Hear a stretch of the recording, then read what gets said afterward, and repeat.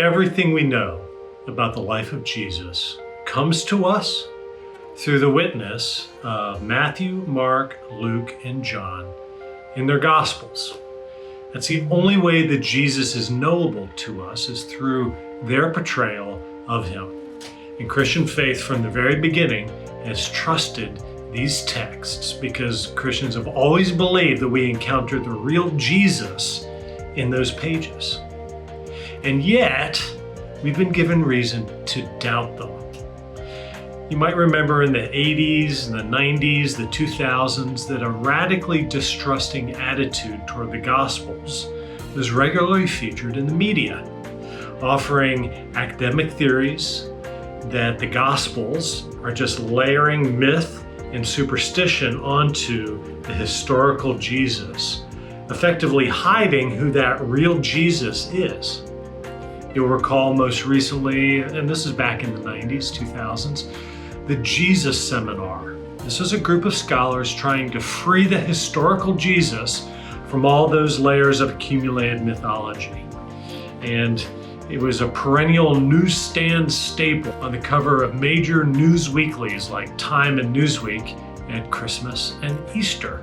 The basic idea here is that the stories of Jesus pass through essentially a game of telephone, all right, where the message changes after repeated tellings. One person tells the next and the next and the next, and after generations of anonymous oral transmission, the early Christian communities altered the story.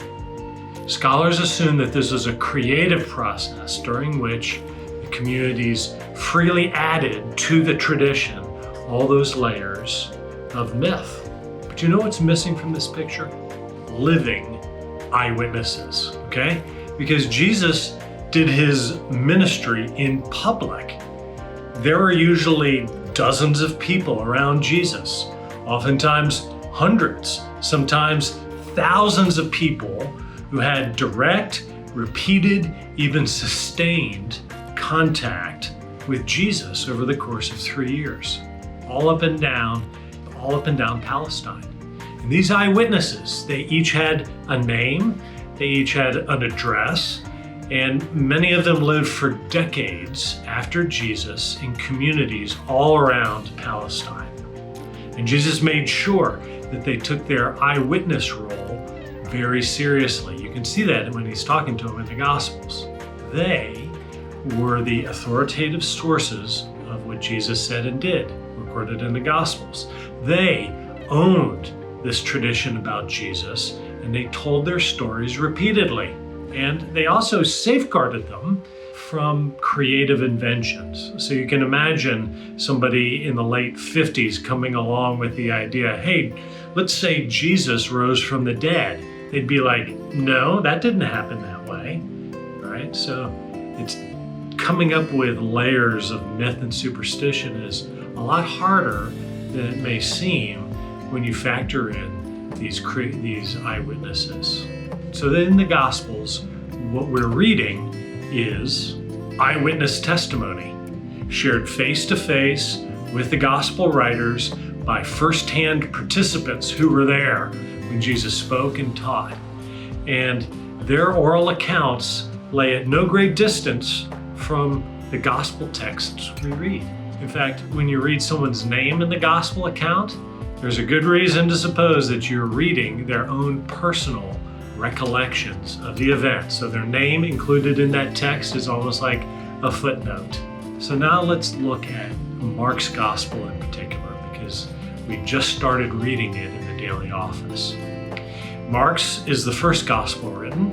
It's the shortest, and Mark wrote well within the living memory of the events that he accounts. He was privileged to write St. Peter's recollection of Jesus' life before Peter died in Rome. Now, there's widespread evidence from the early church fathers that affirms this. The most important witness comes from Papias. Papias was the bishop of Hierapolis in Greece until he died in the year 130 AD. So we're talking like 60 years after the New Testament was written. Papias was a disciple of St. John the Apostle, author of the Gospel of John. And from him we learn that Mark was Peter's attendant, his secretary, probably in Rome in the mid to late 50s AD. And Papias said he wrote accurately all that Peter remembered. So Papias is in the second generation after the death of John the Apostle. So this tradition was all very fresh in their recollection.